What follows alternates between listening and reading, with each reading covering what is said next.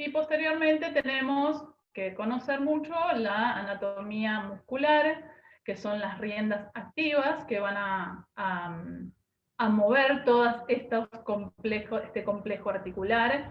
En una cara anterior podemos ver el subescapular y el supraespinoso, y en una cara posterior, dividida por la espina de la escápula, vemos la fosa supraespinosa, donde está el supraespinoso, y la fosa infraespinosa, donde tenemos en su mayor parte de inserción del infraespinoso, y el redondo El menor, que se redondo ve aquí menor, también. porque luego viene el redondo mayor y luego el Dentro de dorsal los ancho. estabilizadores, vamos a tener estabilizadores estáticos y estabilizadores dinámicos de esta articulación glenohumeral.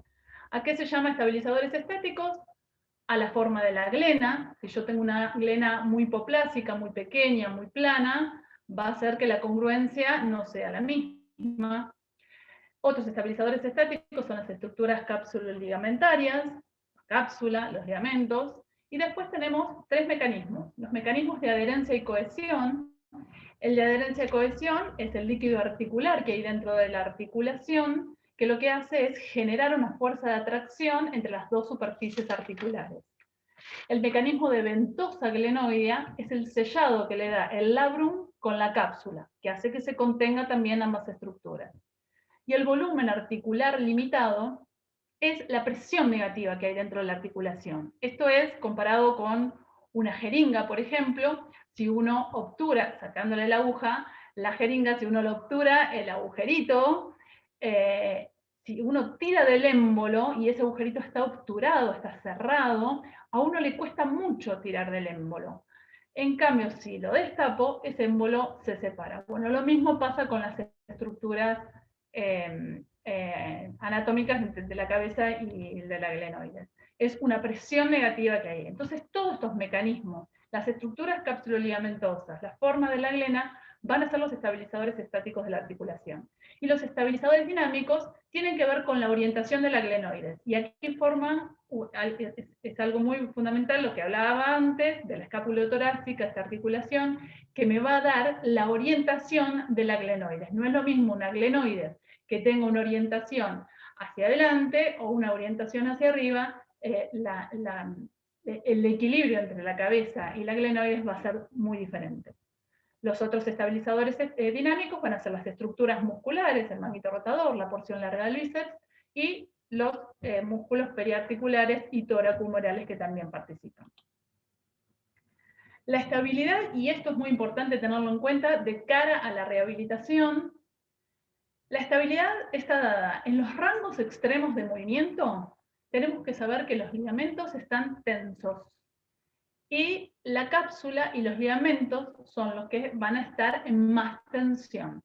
Y en los rangos medios de movimiento, los ligamentos van a estar más laxos y los que van a participar dándome estabilidad en estos rangos medios van a ser la estabilidad, los estabilizadores dinámicos, o sea, los músculos, el labrum y la congruencia articular de las que hablábamos antes, la cohesión, la presión negativa, y todo lo que hablábamos recién de los mecanismos estos de estabilidad.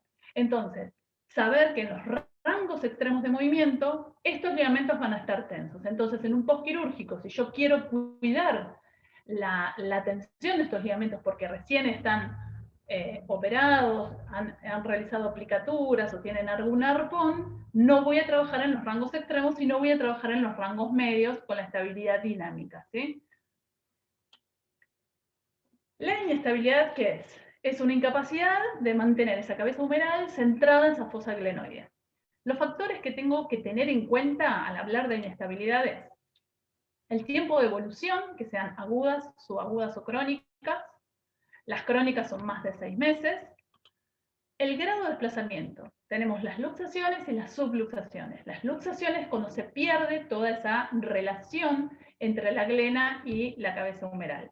Y las subluxaciones es una pérdida parcial de esa relación.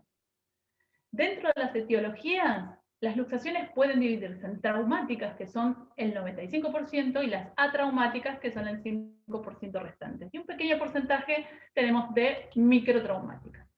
De acuerdo a la dirección, hacia dónde se desplaza, es una dirección anterior, una posterior, inferior, superior, o también tenemos las inestabilidades multidireccionales.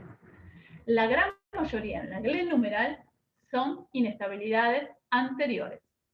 Las posteriores son las más raras, digamos, pero son las que pasan desapercibidas. Y un paciente puede estar con una luxación posterior inveterada de mucho tiempo porque pasan desapercibidas. Generalmente se dan porque los rotadores internos, el subescapular, el dorsal ancho, genera una gran rotación y lo que hace es llevar la cabeza humeral hacia atrás. Generalmente son lesiones por descargas eléctricas o por convulsiones epilépticas. De acuerdo a la actitud, hay luxaciones que hay luxadores voluntarios y hay luxadores involuntarios. Los luxadores voluntarios generalmente son luxaciones que no se operan, son pacientes que no se operan porque tienen muchas alteraciones psiquiátricas generalmente o alteraciones emocionales. De acuerdo a la frecuencia, pueden ser luxaciones primarias o recidivantes.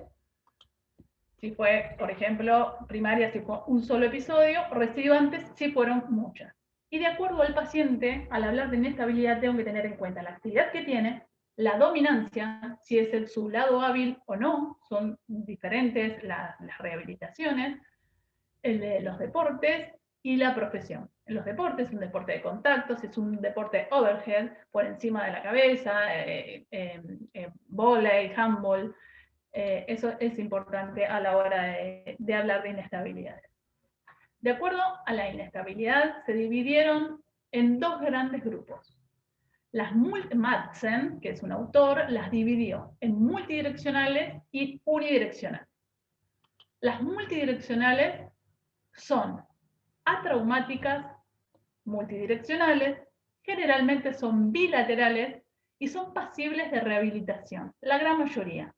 Si llegan a cirugía, tenemos estas dos I: inferior capsular shift y la aplicatura del intervalo de los rotadores. El intervalo de los rotadores es el espacio que hay entre el supraespinoso y el subescapular, que generalmente tienen que hacer alguna maniobra, una aplicatura, porque generalmente es donde la cabeza humeral encuentra un escape. Estas son las multidireccionales y tienen las siglas AMBRI. Y las unidireccionales son traumáticas, unilaterales, Bankart. La lesión de Bankart es la lesión del rodete cotiloideo en su inserción en la glenoides, y surgery significará cirugía, generalmente son quirúrgicas las traumáticas. Acá tenemos una luxación anterior, como la cabeza generalmente se desplaza hacia la posición subcoracoidea, hay posición subglenoidea y subclavicular, pero generalmente la mayoría en la glenumeral es subcoracoidea. Y esta es la luxación posterior. Al hablar de la evaluación, generalmente es una evaluación que lo hace el traumatólogo, pero nosotros tenemos que conocer. En el interrogatorio, que es fundamental, como todo interrogatorio, tenemos que ver los mecanismos de producción, cómo fue, si se cayó, si fue en un campo de juego, si fue con un golpe, si estaba haciendo un saque, si fue un palanqueo del brazo, si se cayó en la calle. Esos son los mecanismos de producción. La edad del paciente es fundamental. Sabemos que cuanto más chico es el paciente, menos de 20 años, tengo el 95% de que estas luxaciones sean recidivantes, que tenga un segundo episodio cada vez más frecuente. Entonces la edad es fundamental. Saber que un paciente que tiene una luxación muy tempranamente es sinónimo de que este paciente en algún momento va a tener varias más, va a hacer muchas lesiones en el hombro y a veces es preferible operarlo en primera intención. Y la ocupación del paciente y el deporte que está haciendo. En la inspección y la palpación, bueno, obviamente ver la posición del miembro, preguntarle en el momento en que se lesionó cómo quedó el miembro. No es lo mismo en una luxación anterior que en una luxación posterior que está muy rotado internamente, o una luxación inferior que son menos frecuentes, pero el brazo queda erecto por encima de la cabeza. El dolor que tiene, la impotencia funcional y las lesiones vasculonerviosas. Generalmente hay que investigar lesiones nerviosas del circunflejo, que es un nervio que está muy cercano a la articulación, y a veces estas luxaciones son tan intensas que producen la lesión de esto, entonces hay que hacer toda una evaluación muscular, y el paquete vasculonervioso axilar, que está también muy cercano. Dentro de los estudios imagenológicos tenemos rayos X, las resonancias y las tomografías computadas. Dentro de los rayos X son las proyecciones antero-posterior, la proyección lateral y la axilar. La resonancia magnética generalmente es la artroresonancia, que es la inyección de esa sustancia de contraste, que me permite ver si todo esto está cerrado con una gran cohesión, con un volumen normal. El líquido no debe escaparse por ningún lado. Si lo hace es porque hay una lesión y ahí se puede ver. Y en las tomografías computadas, ahí veo las lesiones óseas, porque muchas veces hay arrancamientos del rodete cotiloideo con los ligamentos, pero también se lleva un fragmento articular. Y luego tenemos las pruebas semiológicas. Las pruebas semiológicas se dividen en pruebas de laxitud, que es la prueba de cajón, como es la prueba del cajón del ligamento cruzado anterior, que es tomar la articulación y llevarla hacia adelante y hacia atrás, provocarle la salida, y la prueba del surco, que es tirar del húmero hacia abajo, desde el codo en flexión, y se va a formar un surco subacromial, que esto hay que hacerlo, obviamente, que como es una prueba de laxitud, hay que hacerlo de ambos lados para ver que no sea un paciente laxo, ¿no? Porque hay pacientes que si se dan en forma lateral, tengo que pensar que es un paciente laxo. Y las pruebas de estabilidad, que es la prueba del pulcro y de aprehensión. Ambas tienen que ver con reproducir el movimiento en el cual la cabeza puede salir, es una abducción, una rotación externa, y impulso desde atrás la salida de la cabeza. Son todas pruebas de estabilidad de la actitud, y las pruebas de resistencia, que tienen que ver con los músculos para ver el grado de fuerza que tienen. Acá tenemos los rayos X, esta es una proyección axilar, esta es una proyección lateral, que vemos la figura en Y, y esta es una proyección antero-posterior. Y acá tenemos la artroresonancia magnética, que es un paciente mío, rugbyer, muy chiquitito, muy pequeño, que le hicieron una artroresonancia, y miren cómo el líquido, todo esto blanco, cómo fusionó hacia abajo, porque tenía una lesión de Bankart muy importante, Bankart anteroinferior. Un desprendimiento de todo el labrum y de la cápsula en la glenoide. Este chico fue operado y le hicieron una cirugía de la Target. Para la rehabilitación, esto sí nos atañe a nosotros, es importantísimo conocer el tipo de cirugía que le hicieron. Si fue a cielo abierto, si fue artroscopía, no es lo mismo una cosa que la otra, tengo que ver el tema de la cicatriz, no es lo mismo los portales que una cicatriz a cielo abierto, los puntos, bueno. Si hubo una reconstrucción capsulolabral, como en las de Bankart tradicionales, donde hacen una aplicatura, donde ponen arpones para reinsertar el rodete al reborde del glenoideo, o si hubo utilización también de bloques óseos, porque a veces se utilizan de cresta ilíaca, por ejemplo, un bloque óseo de cresta ilíaca, o lo que hace Bristow o la Target, que es utilizar la punta de la apófisis coracoides, la sacan junto con el pectoral menor y el coracobraquial, y lo insertan en el borde anterior de la glena con unos tornillos. Y acá vemos, y este es mi paciente, estos tornillitos en esta radiografía anteroposterior, con proyección anteroposterior, estos tornillitos sujetando la coracoides. Entonces le hace como un tope a la salida de esa cabeza. Es una cirugía que se está haciendo mucho en los pacientes jóvenes. Yo tengo 3 casos ahora. Los tiempos de inmovilización, ya que me tengo nuevamente, es hablarlo con el médico. Es fundamental el diálogo con el médico en cuanto a esto, porque nosotros sabemos que por protocolo son 4 meses de cabestrillo y de inmovilización, pero, por ejemplo, en estas cirugías de Bristol-Latarjet, generalmente a las 2 semanas ya les sacan el cabestrillo y empiezan a movilizarlos. Están en un protocolo más activo ahora en cuanto a esta cirugía, Y tengo otro paciente que le hicieron una aplicatura capsular desde hora 12 hasta hora 9, la glena se divide en hora como si fuese un reloj, entonces sabemos en dónde le hicieron la aplicatura. Bueno, este paciente tuvo una lesión muy grande y el médico resolvió dejarlo 6 semanas en inmovilización. Por lo tanto, esto hablarlo mucho con el cirujano. El interrogatorio es fundamental, cómo fue, cómo se lesionó, cómo le dejaron, cómo quedó su brazo, cómo el paciente, cómo el paciente nos relata el hecho, si fue un solo episodio, si hace varias veces que se le luxó. Bueno, en el examen físico vemos todo lo que es su cicatrización, su postura, el uso del cabestrillo, que eso fue muy fundamental porque lo usan bastante mal, entonces hay que enfocar al paciente a cómo usarlo para que no se tensione su parte cervical, para que sea realmente un buen uso. El examen físico también tiene que ver con si tiene algunas atrofias musculares, ver la cicatriz desde el primer minuto y tratarla.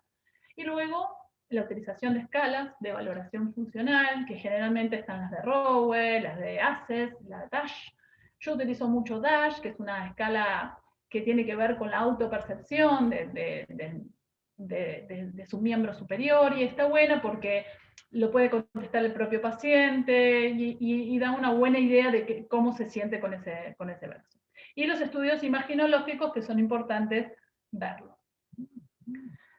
De acuerdo a la primera, a las etapas de rehabilitación, estas etapas son una forma de, yo los dividí en semanas como para ir más o menos marcándonos los tiempos, pero sabemos que esto no es un protocolo estricto, sino que cada semana se van solapando, viendo de acuerdo a las características del paciente, de acuerdo a las características que tiene de la cirugía, de acuerdo a lo que hablé con el médico, de si tiene más inmovilización o no. Generalmente, cuando recibimos al paciente, depende también del cirujano. Yo generalmente trabajo con cirujanos que me mandan al paciente, a veces me lo mandan hasta al otro día, o generalmente entre la primera y segunda semana, como para que empecemos a trabajar. Si podemos separar la primera etapa es de 0 a 4 semanas hasta el mes, donde yo tengo una etapa de protección en la que generalmente voy a usar el cabestrillo 4 semanas, a veces 2, a veces 6, depende, pero bueno, es una etapa de protección. Es importante de vuelta hablar del tema del cabestrillo, esta banda que está acá, que tienen que usar para evitar la rotación externa, tiene que estar bien usada, pues se la pone más hacia el codo. En realidad tiene que evitar la abducción y la rotación externa. Que el brazo, el codo tiene que estar en flexión, que la mano tiene que estar un poquito elevada, el entrecruzamiento de las tiras. Vienen a veces con una galleta ahí del cabestrillo que no saben bien cómo usarla, y pensemos que es una etapa de protección que generalmente va a estar usándose casi todo el día el cabestrillo, incluso por la noche tienen que dormir, entonces tiene que ser algo que sea cómodo para usarlo.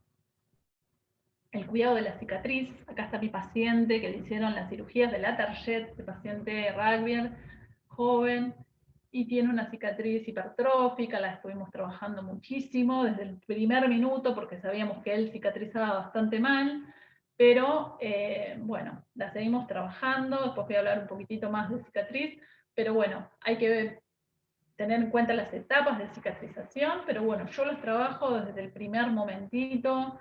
Les enseño a los pacientes a trabajársela porque es muy importante la movilización de la cicatriz para evitar las adherencias, porque es lo que a veces se pega a los planos profundos y me quita la amplitud del movimiento, generalmente la abducción y la rotación externa, que son las limitaciones más grandes dentro de estas cirugías. La movilidad de articulaciones libres, por eso está bueno que vengan tempranamente, comenzamos a mover codo, muñeca, mano, a veces le doy pelotitas para que trabajen desde mano, porque bueno, mantienen un tono, mantienen la bomba para drenar todos los líquidos, se producen edemas. Y la utilización de fisioterapia, uso poca.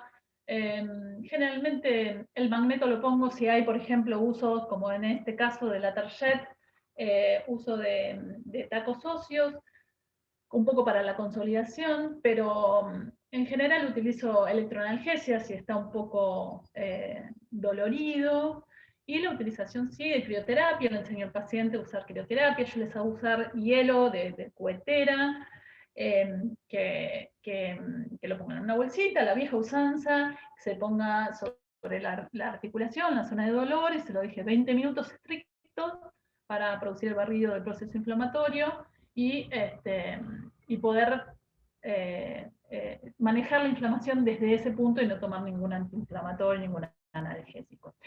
Eso es importante. Cuando llegamos al primer mes, de 4 a 6 semanas, lo importante es ponerse en la cabeza que primero tengo que, bueno, la etapa de protección sí, después tengo que empezar a hacer la movilización pasiva, activa, asistida, y luego tengo que empezar con la movilización activa y posteriormente empiezo con la tonificación. Pero entiendo que estas etapas se van solapando, viendo al paciente, cómo responde, hablando con el cirujano. Cada paciente es particular, cada paciente es individual, tiene que ver con su aprehensión, con sus ganas, con lo que hace en su casa, con los ejercicios, tiene que ver con la confianza. Hay pacientes, los más chiquitos son terribles, quieren hacer todo ya, y hay que ir parándolos un poquito. En esta etapa, otra vez, sigo con el trabajo cicatrizal, estamos en la etapa de todo lo que es la formación de colágeno, por lo tanto tengo que trabajarla con mucho masajes circulares sobre la cicatriz. En este paciente anterior que estaba haciendo una cicatriz hipertrófica, casi un queloide diríamos, lo trabajé con las placas de gel polímeros, esas placas de gel polímero que se compran y se ponen sobre la cicatriz, que generan una apoptosis de la cicatriz, y va produciendo apoptosis como una muerte celular, entonces la va aplanando, y son de muy buena utilidad, se utiliza casi todo el día, es una placa pequeña, pero que ayuda mucho al aplanamiento y a la reorganización de las fibras colágenas. Aquí empezamos con los ejercicios pendulares, que cae y que produce como una pequeña separación, empieza la lubricación y un pequeño movimiento articular dentro de la articulación. Pendulares, prependulares es acortar un poco el brazo de palanca, sostengo desde el codo y trabajo el movimiento en esa posición de prependulares.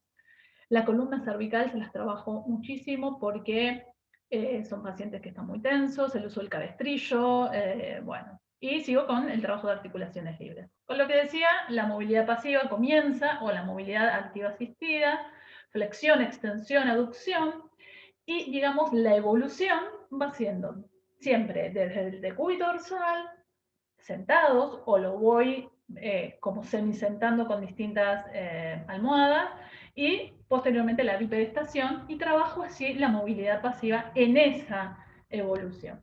Acá, rotación externa lo puse con precaución, vuelvo a hablar con el médico, porque la rotación externa va a depender mucho en las cirugías de la target, donde tienen un bloque óseo, hay que cuidar mucho la rotación externa, entonces tengo que tener precaución. En otras cirugías, la de Bancard, por ahí es un poco más flexible, entonces tengo que hablar con el cirujano nuevamente de esto, porque la rotación externa sí pone en tensión estos ligamentos que fueron suturados, hicieron la aplicatura, y entonces tengo que cuidarlo.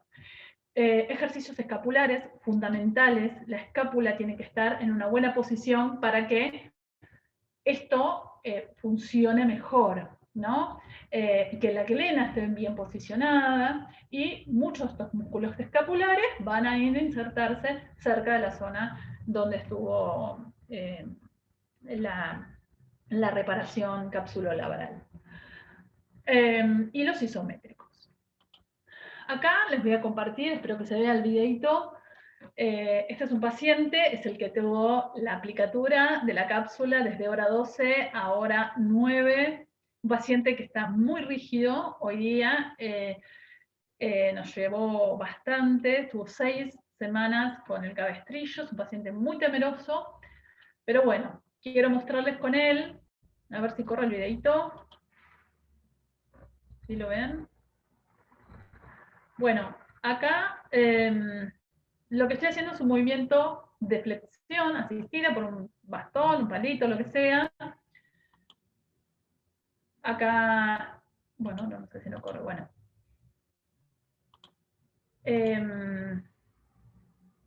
Lo que estamos haciendo es ayudarse con el otro miembro a hacer la flexoextensión. Acá ya está en una etapa más avanzada, pero les quería traer este video para ver cómo se hace. Y acá está trabajando lo que es la rotación externa. Acá, insisto, está en una etapa más avanzada, pero lo que está haciendo es ayudarse con el otro miembro a, llevar la rotación externa. En general, en esta etapa, generalmente es de la rotación interna a 0 grados, ¿sí? Cuidando, igualmente el diálogo con el cirujano me permitirá ir un poquito más allá. Acá, bueno, una automovilización, que también la podemos hacer él mismo, tomándose con su brazo sano.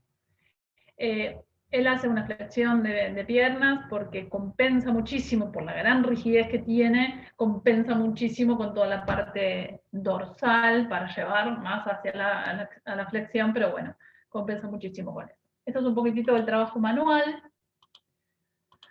Yo lo trabajo desde la axila, trabajando mucho la elongación facial, manual, los músculos, el dorsal ancho, los rotadores desde la axila en esta posición cuando pueda llegar en esta posición, y si no, lo voy adecuando o voy metiendo despacito mis dedos para ir aflojando, porque todo el receso capsular inferior está muy adherido y pegoteado. Recordemos esos repliegues que tiene toda la cápsula inferior para permitir el movimiento de abducción. Eso se llena de líquido, se pega, y eso hay que ir liberándolo para que me permita una buena abducción y una rotación externa.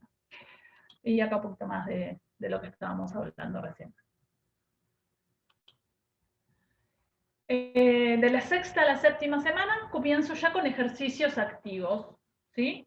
Ejercicios activos que ya me permiten una rotación externa. La rotación externa que pongo acá en diferentes posiciones significa que la rotación externa en primera medida la voy a trabajar con aducción, ¿sí?, del húmero, pero luego la siguiente posición sería con una flexión, ¿sí? Ahí trabajo la rotación externa, y la tercera, que es un poquito más compleja, va a ser con abducción. Voy probando, voy progresando en la medida que se pueda con estos ejercicios activos, los isométricos y la elongación de cápsula posterior y anterior. Acá los isométricos es una forma de trabajarlo, hay 1000 formas. Yo le pongo un balón bastante desinflado, como para que tenga una resistencia contra la pared, y lo que hace es, con el miembro superior derecho, sin doblar codo, sin hacer fuerza desde el codo, que haga la presión hacia adelante, pero apenas movilizándolo, porque es un trabajo isométrico, me encuentro con la resistencia, mantengo, aflojo. Para los anteriores, para los laterales, ¿sí?, para los abductores, y esto para los posteriores, que también puedo hacerlo contra una mesa, por ejemplo. Ya aprovechamos y trabajamos los escapulares también. Acá tenemos este videito. Este paciente también está operado en su hombro. Acá está haciendo un trabajo escapular con la misma pelota que hice los isométricos. Se lo pongo a la altura del abdomen con el bastón, hago que empuje contra la pelota y hago un movimiento netamente escapular, ¿sí? Las escápulas se van a aducir con la fuerza que necesito para atraer el bastón contra el balón. Me va a dar una resistencia, y ahí voy fortaleciendo todos los escapulares. Acá, vuelta con nuestro paciente rígido. Acá lo que tenemos es la rotación externa, que ya la hace, la puedo trabajar en esta posición. Ya él podía también trabajarlo con una flexión anterior y con un poquitito de abducción también, pero está bastante dolorosa. Pero bueno, lo que estoy haciendo básicamente, perdón, Bueno, acá. Lo que estoy haciendo es llevarlo a la, o que él lleve a la rotación externa y voy resistiéndole de a poquito. Ahí va, una fuerza mínima para que haga una isometría. Y aquí estamos trabajando con las Teraban, que son las bandas de distintos colores que tenemos con distintas intensidades de resistencia. Estamos trabajando todo lo que es el trabajo escapular. ¿Sí? Ahí lo hacemos en forma horizontal, y si la Teraban la pongo desde arriba, puedo trabajar lo que es fundamentalmente el trapecio inferior, que me controla aún más las escápulas.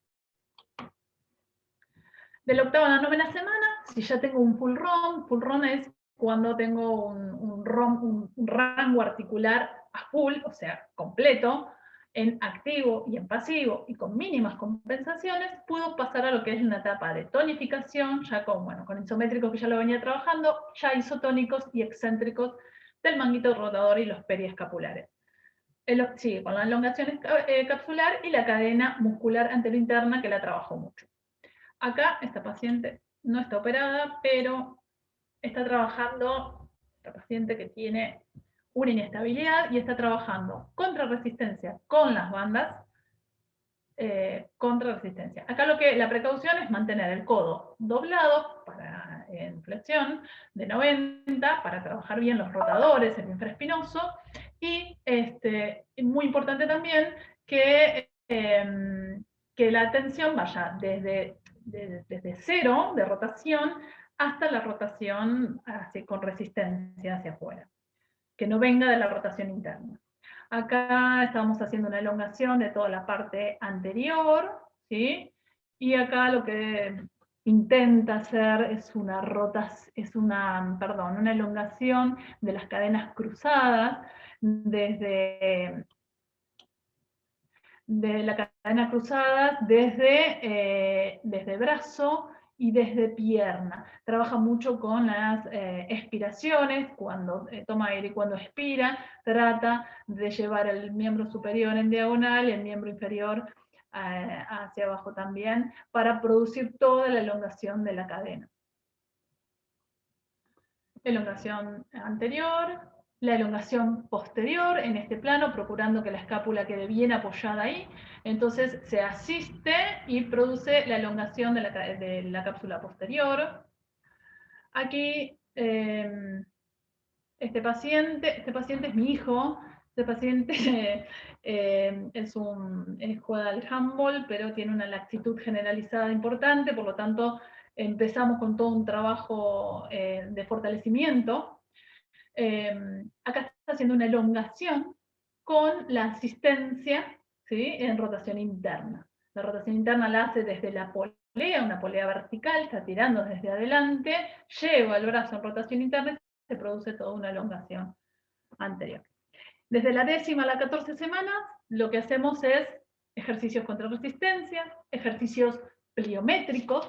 Los ejercicios pliométricos me van a ayudar muchísimo a mejorar todo lo que es la función, ¿sí? Es un trabajo de fase excéntrica, ¿sí?, que acumula muchísima energía para hacer una fase concéntrica con toda la potencia. Entonces pasa de una fase excéntrica a la concéntrica en segundos. Acá otros ejercicios pliométricos, que es tirar una pelota pesada contra un mini tramp y recepcionarla. Estos generalmente los hacemos para los overhead. Acá trabajos propioceptivos, que es fundamental, todo lo que es la propiocepción. Recordemos que la cápsula articular tiene infinitos mecanorreceptores que fueron injuriados con la lesión y obviamente con las cirugías, y hay que ir despertándolo de a poco. Entonces los trabajos propioceptivos con una almohada, algo que vaya descargando el peso y que vaya sintiendo esas descargas y los receptores vayan activándose. Hay distintas formas, distintas maneras de hacer los trabajos propioceptivos. Llegamos al cuarto mes. Entre el cuarto y el sexto mes, vamos con un full ROM en ausencia del dolor, fuerza, resistencia y estabilidad satisfactoria, vamos a trabajar el gesto deportivo.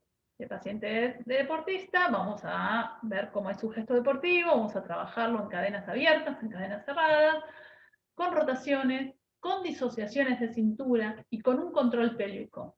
Se ha estudiado que si no hay un buen control pélvico, si no hay una buena disociación de las cinturas y el paciente queda bloqueado, lo que pasa es que va a hacer demasiado esfuerzo en su articulación, sus articulaciones en el miembro superior, van a sobrecargarlas, van a producir toda una laxitud no sé, deportes de overhead, de toda la cápsula anterior, y eso va a generar las lesiones.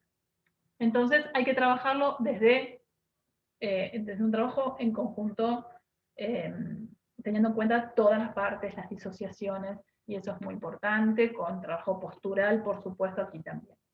Y del sexto al noveno mes, generalmente retorno progresivo a la actividad deportiva, que tenemos poderes sobre overhead, handball, volei, levantadores de pesa, miren cómo está la cápsula ahí, hay que trabajar mucho, todo tren inferior nuevamente, como veíamos, y bueno, todo lo que es deportes de contacto, bueno, todo. Bueno, acá me tengo 2 minutos para hablar de lo que había hablado al principio, que es la rehabilitación AMBRI, que es la traumática, que es la bilateral, que es la multidireccional.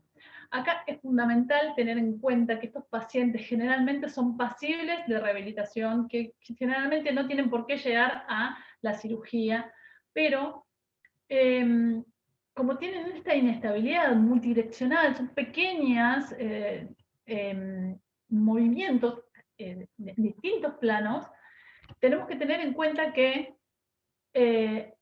estos pacientes tienen un pobre control muscular.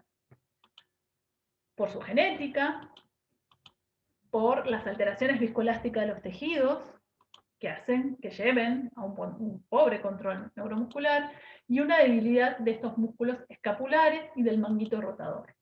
Todo este combo hace que lleve a un pobre control neuromuscular. Entonces, como no hay un buen control, esa articulación presenta microinestabilidad. Entonces, todo esto me hace fijar estos objetivos. Que en estos pacientes, si yo trabajo la propiocepción, la estabilidad dinámica y el fortalecimiento, estos pacientes tienen que estar mucho mejor. Y son muy ricos desde nuestro trabajo. Hay muchísimas cosas, muchísimas variantes, pacientes se enganchan mucho con esto, y la verdad que la mayoría de los casos no llegan a cirugía, pero tienen que tener un buen diagnóstico de esta inestabilidad multidireccional.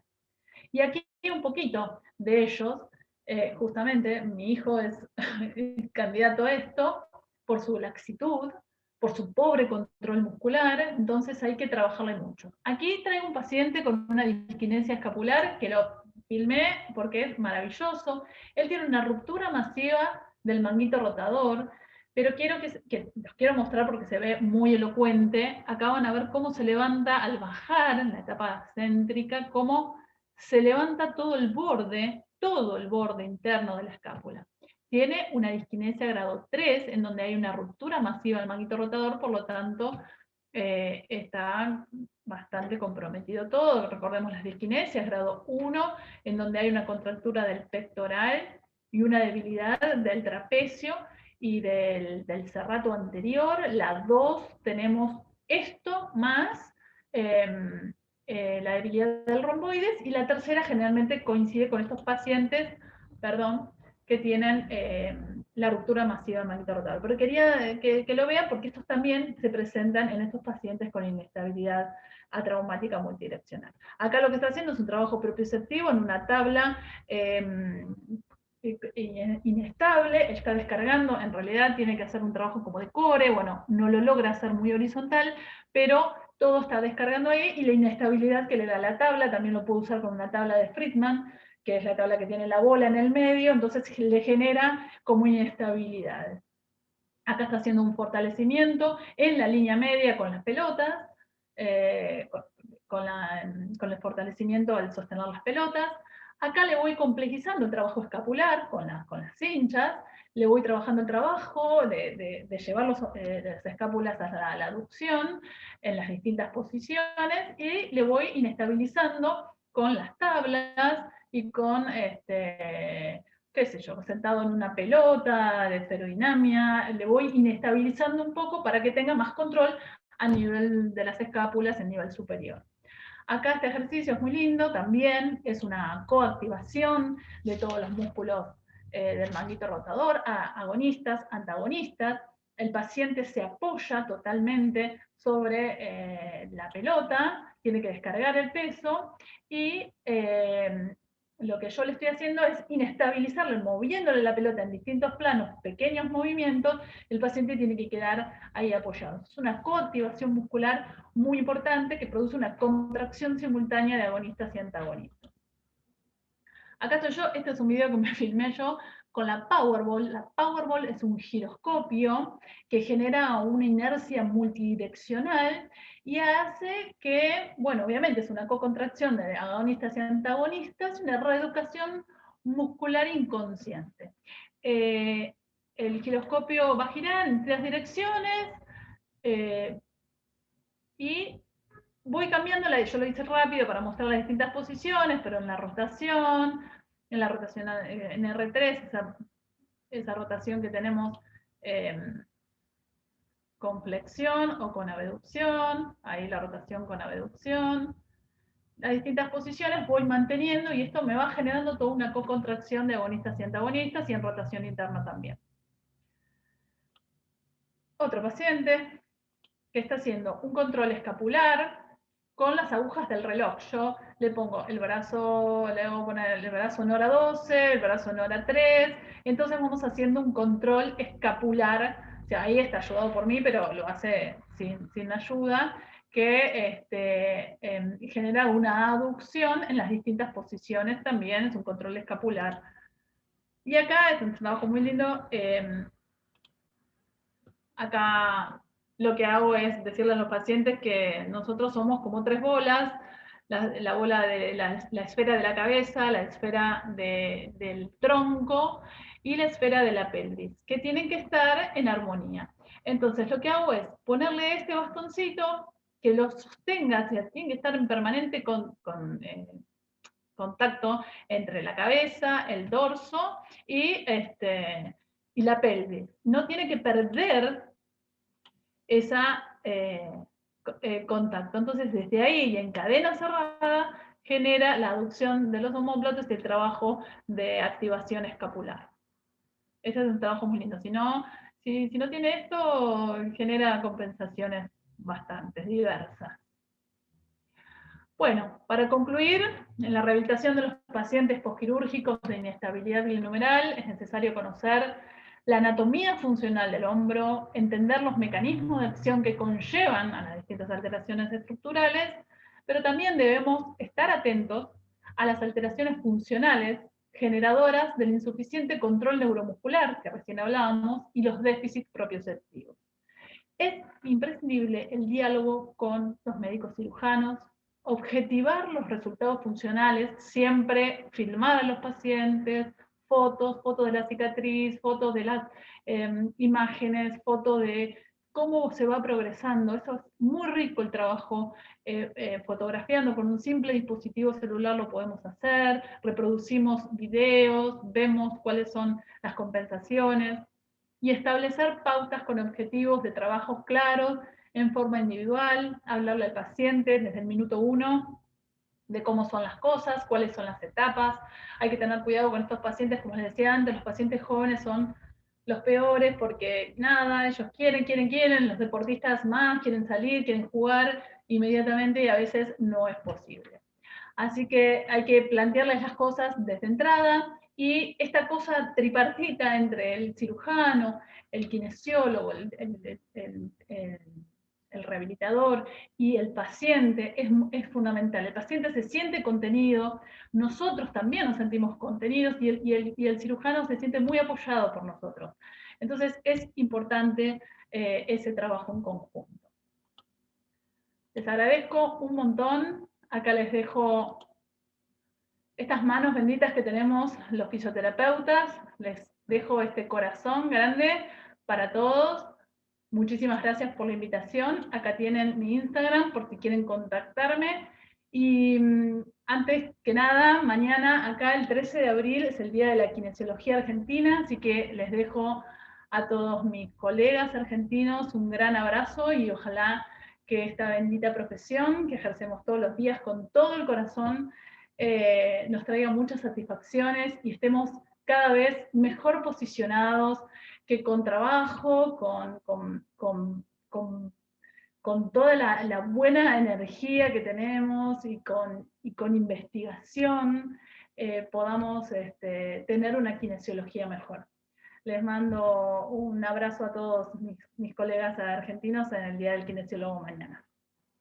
La presentación fue fenomenal, fue muy enriquecedora en lo personal.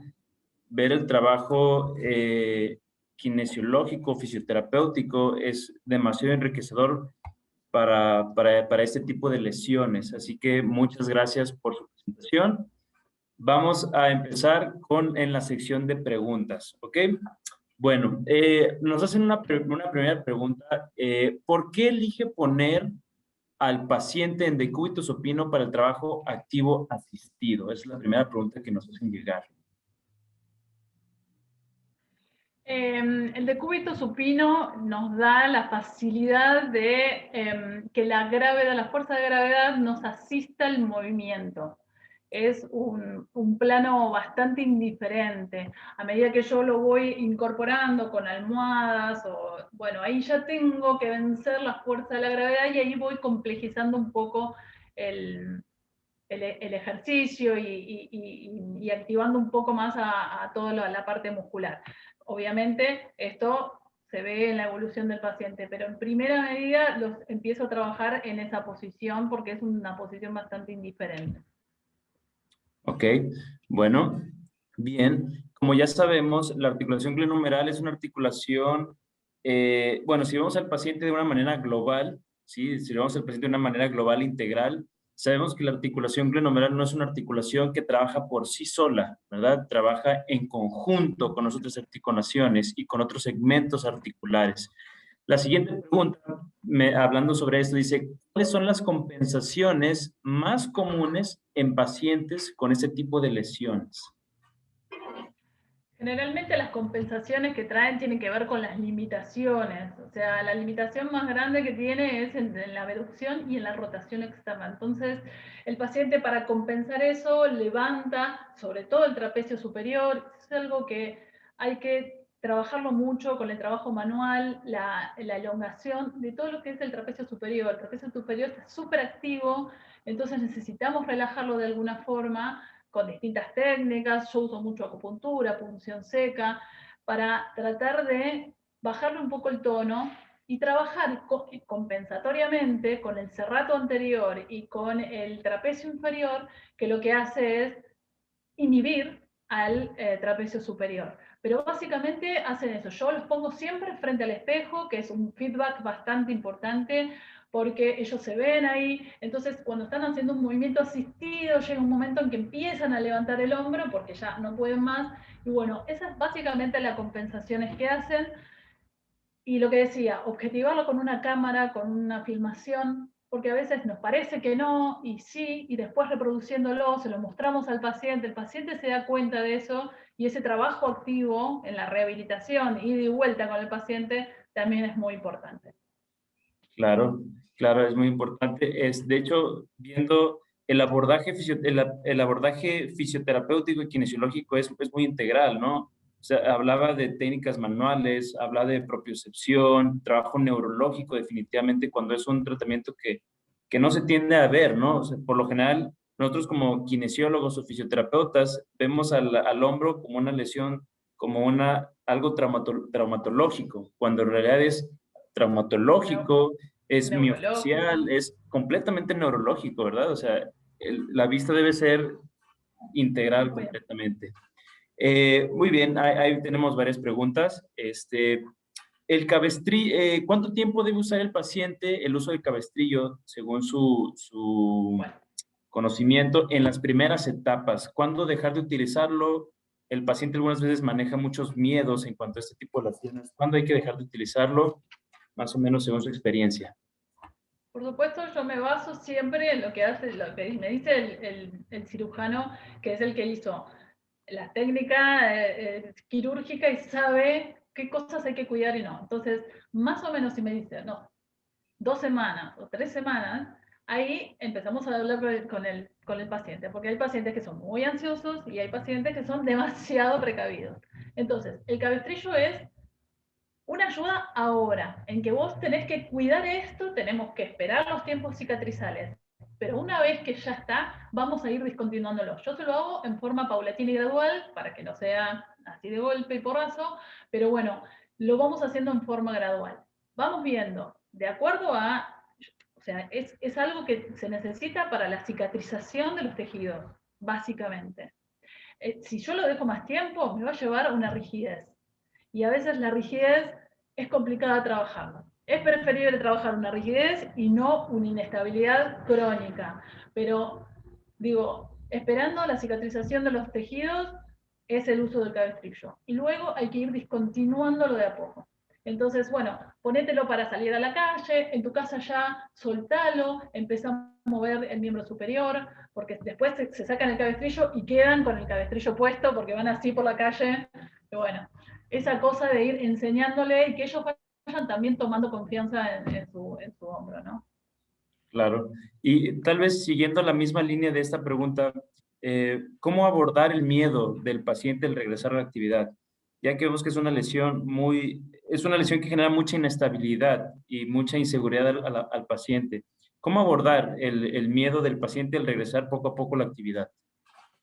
Bueno, obviamente que el trabajo de toda la rehabilitación, uno va haciendo una motivación al paciente, obviamente uno se fija objetivos, si el paciente es un deportista de alta competencia, si es amateur, si no hace deporte, si solamente es un especialista, entonces uno va adaptando esa rehabilitación de acuerdo a los objetivos, ¿no?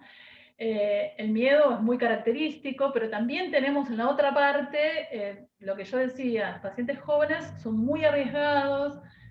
Este paciente que le hicieron la operación de la target, a las 3 semanas se fue a andar en bicicleta, por supuesto, se cayó, y bueno, ahí tuvimos todo, otra vez que volver a una etapa de inmovilización corta, porque claro, había tenido una distensión de esa parte, pudo haber sido terrible, pero bueno, hay que manejar al paciente, hay que conocer mucho la psicología del paciente, hablarle mucho, por eso decía, desde el principio fijar las pautas de rehabilitación, y eso a medida que van pasando los tiempos, en que va tomando confianza, eso va haciendo que sus temores vayan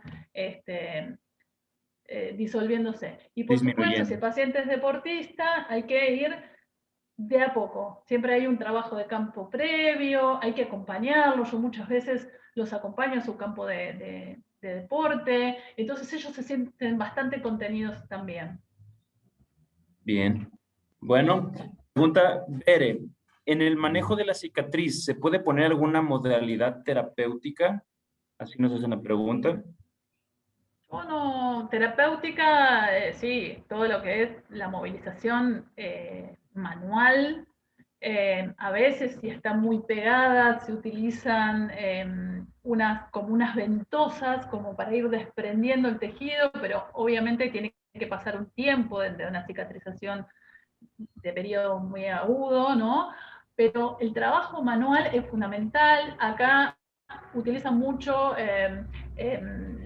geles cicatrizantes, Contractuex, que son marcas de laboratorios alemanes, que facilitan todo esto, lo que es el despegue de esas adherencias. Yo le enseño mucho al paciente porque esas geles lo tienen que usar en el día 3, 4 veces, entonces le enseño a trabajarse la cicatriz, siempre tiene que ser la cicatriz, trabajarlo en forma transversal o en forma circular, pero movilizando el tejido, no acariciando la cicatriz, sino hacer una presión y tratar de movilizar la epidermis y la dermis de lo profundo. Entonces, que haya un movimiento del tejido. Eso les enseño mucho. Después, si es una cicatriz que va hacia la hipertrofia o un queloide, el uso de los geles polímeros, ¿sí? Que generan mucha modelación de esa cicatriz. Ok. Y Leslie Ortega nos hace la pregunta, ¿hay algún tipo de vendaje funcional que pueda facilitar rehabilitación? Yo uso mucho durante la rehabilitación el taping neuromuscular o el vendaje neuromuscular. Lo uso muchísimo para lo propioceptivo, para la estimulación muscular, para la relajación muscular en el trapecio superior. Uso mucho para relajarlo y para los escapulares, sobre todo cuando hay una disquinesia. Lo utilizo muchísimo para lo propioceptivo, que el paciente al tener el taping pegado ya hay un estímulo propioceptivo que hace que el paciente sepa dónde tiene que hacer la contracción. Definitivamente. Uso mucho taping. Sí. Es un coadyuvante, ¿no? Un coadyuvante propioceptivo. Sí, sí, es un coadyuvante propioceptivo. A veces ni siquiera hago ninguna maniobra del taping, simplemente se los pego y generan ya lo propioceptivo. Definitivamente. ¿Cómo es que funciona la mente? Mencionan que si hay algún otro tipo de trabajo, además de Codman o de los ejercicios de Codman, si hay algún ejercicio para decoaptación articular. Yo la decoaptación articular, además de Codman, lo uso poco Codman, lo uso en las primeras etapas porque después lo trabajo mucho desde lo manual.